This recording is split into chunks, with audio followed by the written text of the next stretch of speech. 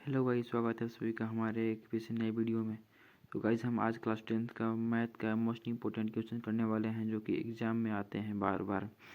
तो हमारा पहला क्वेश्चन बोल रहा है एपी का पहला पद 2 है, सार्वंत अंतर 3 है, तो 8वां पद ज्ञात कीजिए।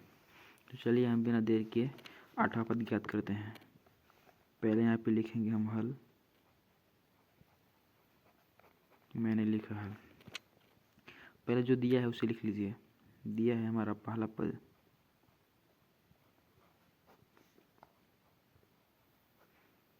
2 दिया गया है। इसे हम पहला पद को a1 बोलते हैं। a1 इक्वल टू 2 हो गया हमारा, ये एक ही चीज़ है। और फिर बोल रहा है सार्वंतर हमारा दिया गया है 3, यानी कि d इक्वल टू 3 दिया गया है। अब बोल रहा है 8वां पद ज्ञात करने के लिए। 8वां पद का सूत्र क्या होता है, यानी कि a8 इक्वल टू 1 + 7d। तो हमारे यहाँ पे हो जाएगा a8 इक्वल टू a का मान दिया गया यहाँ पे 2, a1 हो जाएगा 2 p + 7 और d का मान कितना दिया गया है 3, तो 3 a8 इक्वल टू हो जाएगा 2 + 7 इंटू 3 कितना हो जाएगा 21।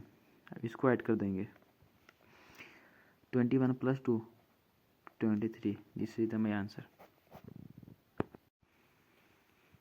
तो हमारा अगला क्वेश्चन बोलता है यदि स्तंभ का उन्नयन कोण 60 डिग्री है तथा स्तंभ की बनने वाली छाया की लंबाई 20 मीटर हो, तब स्तंभ की ऊंचाई क्या होगी। हमें स्तंभ का ऊंचाई ज्ञात करना है।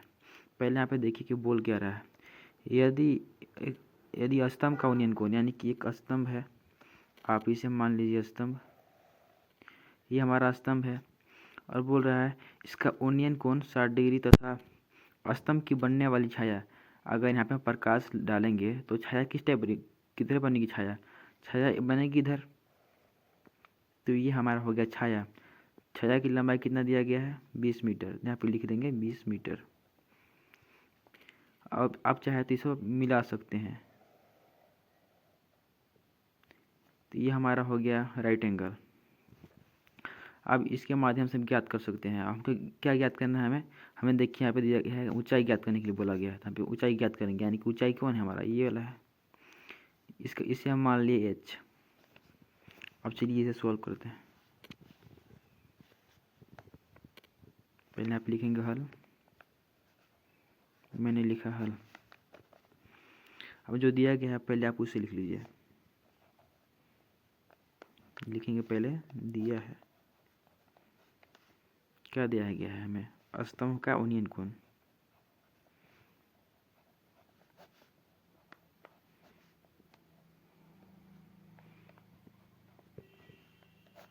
कितना है, थीटा इक्वल टू 60 डिग्री। तो लिखेंगे, फिर बोल रहा है स्तंभ की छाया की लंबाई, यहाँ पे लिखेंगे स्तंभ की